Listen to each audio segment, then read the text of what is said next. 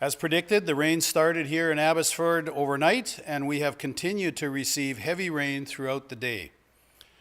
Water levels on the north side of Highway 1 at North Parallel near Castle Fun Park began rising mid-morning and reached the point at approximately 11 a.m. where we had to issue targeted evacuations for some buildings in that area, and I signed 2 evacuation orders in that area just before I came down here. The localized flooding in this region of our community will cross underneath the Trans-Canada Highway. However, as I said yesterday, I do not have any updates on the conditions of Highway 1, and I encourage everyone to check with Highways and Drive BC in order to get the latest updates on the highway conditions. Additionally, due to the localized flooding, we had to close several roads in the Matsqui Prairie region, which is located in the northern part of our community, and that's our other farming prairie on the Fraser River. The sandbagging and sediment clearing work that was done in and around historic Claiborne Village is holding back any flooding from reaching homes and businesses in that area. I went out this morning with our Chief Constable, Mike Sear, and we went to both of these areas, and I can tell you that we are seeing some significant pooling of water in both the Matsqui Prairie and in the North Parallel Road area. I also stopped at the administration offices of both Semoth and Matsqui First Nations in person to check how they are faring through these latest weather events. We will continue to work closely with both of these First Nations as we begin our recovery from the flooding events. Despite the localized flooding that we are experiencing today, I am pleased to be able to share that I have some overall positive forecasts related to the larger flooding situation. Regional water modeling projections for today and for the next few days indicate a stabilization of overall water levels across our region despite the rain that we are receiving and will continue to receive into tomorrow. Our Barrowtown floodgates remain open and the Sumas River continues to flow into the Fraser River at this time, and that is great news. All of the mitigation work along our Sumas Dike is complete, and right now our dikes are as ready as they can be.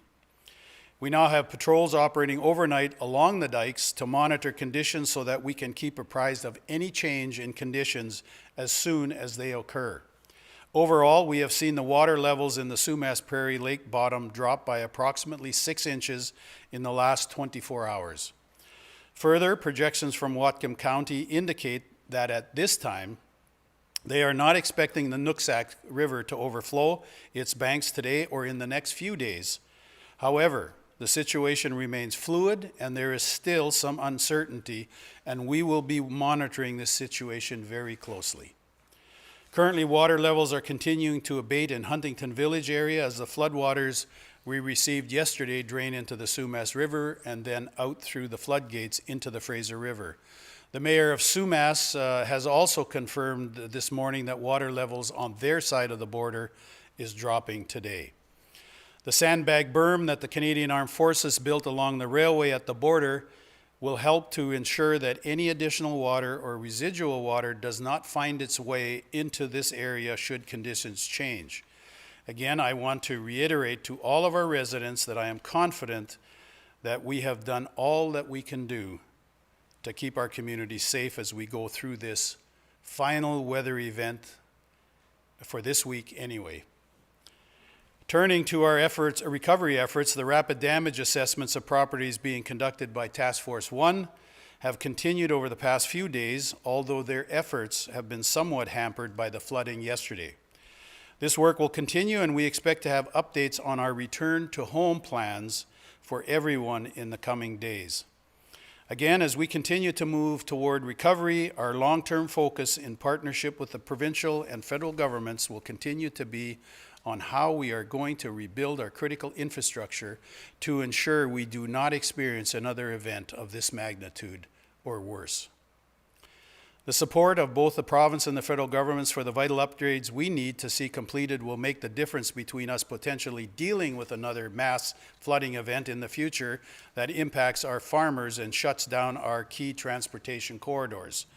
As I mentioned yesterday, over the last several days, I have witnessed firsthand the results of all of the efforts that have been put forward protecting our community from further damage.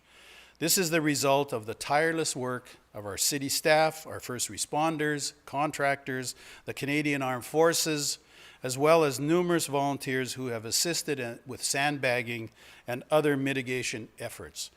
I cannot thank all of you enough for coming together to protect our community.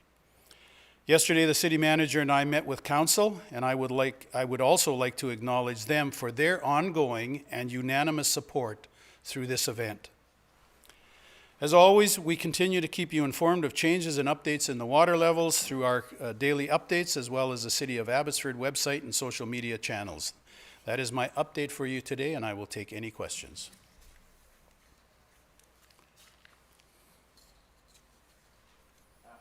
It's Ben Milger with CTV News. Earlier today, we saw a small localized landslide in a residential neighborhood near some townhomes. Are you at all concerned that the already saturated hillsides more could give way, putting other homes at risk because of all this rain?